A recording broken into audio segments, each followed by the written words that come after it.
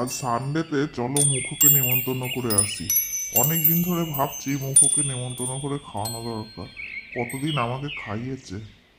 শোনো, এখন কটা বাজলো? আগে থেকে প্ল্যান করে করা উচিত। উল্লোবাড়িতে কটক যায়। বুঝতে পারছো না, এইভাবে না করলে হবে না। ধরতক্তা মার পেরে, বুঝলে? মুখুর বাড়ি যাব, ওকে নেমন্তন্ন করব ঝাটাকসে, আর এধার থেকে বাজার করে বাড়ি ফিরবো। একদম ঝট চালিয়ে যাব। এই তো ওর বাড়িতে প্রায় চলে এসেছি, এই দেখো। বুঝলি মুখো, দুপুরবেলা খাওয়া দাওয়াটা আজ আমাদের বাড়িতেই করবি। অনেক দিন ধরেই ভাবছি তোকে বলবো, কিন্তু আর হয়ে উঠছে না। আজ ওই জন্য সকালবেলা ডিসিশন নিয়ে দৌড়ে তোর কাছে চলে এলাম। কিন্তু ভাই কি কারণে, কি উপলক্ষ? বিবাহ বার্ষিকী নাকি? না, তা তো না, এই তো 6 মাস হলো বিয়ে করেছিস। উপলক্ষ হলেই খাওয়াতে হবে কে বলেছে? তোর কাছে কত খেয়ে গেছি বলতো। আমার কি তোকে খাওয়াতে ইচ্ছে করে না?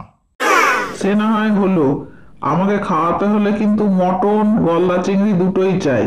আমি ওই চিকেন দিয়ে ভাত খাবো না, এটা আমি বলে দিতে পারি। চলো জলদি জলদি বাজারটা করে নিতে হবে। গলা চিংড়ি তো নেওয়া হয়ে গেছে, এইবার মটনটা নিলেই হয়ে যাবে। আর বাদ বাকি সব মুদিখানা থেকে নিয়ে নেবো। এই তো মটন শপের কাছে চলে এসেছি। কটা বাজে কে জানে, তাড়াতাড়ি নিয়ে বাড়ি চলে যাব। হ্যাঁ গো, জিনিসটা সলিড আছে তো? ঠিকঠাক দিয়েছো তো? শোনো, আর দেরি করো না। এরপরে কখন রান্না বসাবে, কখন কি করবে?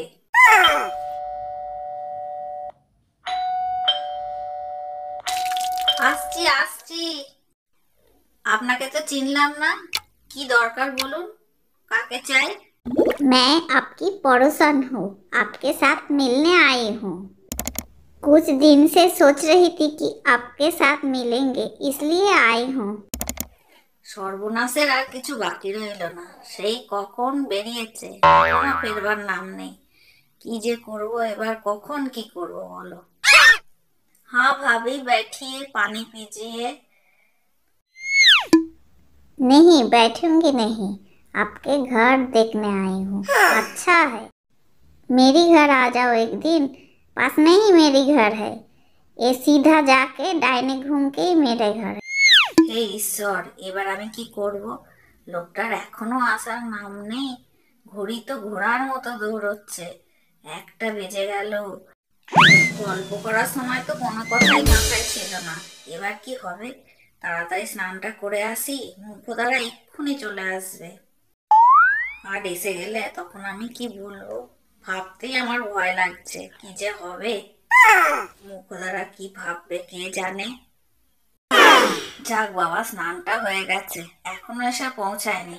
যাই, আমি রান্নাটা করে নিই গিয়ে। ওই যে এসে গেছে বোধহয়।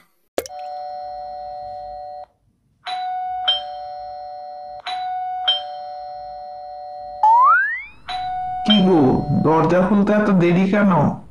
রান্না বান্না সব হয়ে গেল নাকি? গন্ধ কিছু পাচ্ছি না তো। আর দাসটাই বা গেল কোথায়? আসুন দাদা আসুন, দিদি এসো।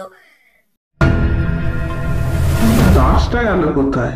টিকিট নেই বেটা। দাস, ও দাস, গেলি কোথায় রে? বেরিয়ে আয়, পেটে ছুঁচোয় ডন মারছে। যাই দাদা যাই, এক্ষুনি রান্না চাপাবো আর নামাবো। ও গেছে একটু দিদার বাড়িতে বই আনতে।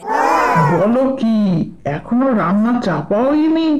আর ও গেছে দেদার বাড়িতে বই আনতে? আর নিমন্ত্রণ করার সময় কত লেকচার, তোমাকে খাওয়াইনি, খাওয়াবো।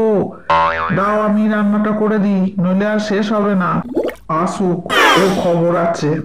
এইরকম কিছু একটা হবে আমি জানতাম, ওই জন্য আমি ভালো করে দুধ রুটি দিয়ে টিফিন করে এসেছি, যাতে খিদে না পায়। আমি শ্রী শ্রী ভজ হরি মান্না, খাইবার পাস গিয়ে জাপান প্যারিস গিয়ে শিখেছি সহজেই রান্না। আমি শ্রী শ্রী ভজ হরি মান্না, আমি শ্রী শ্রী ভজ হরি মান্না।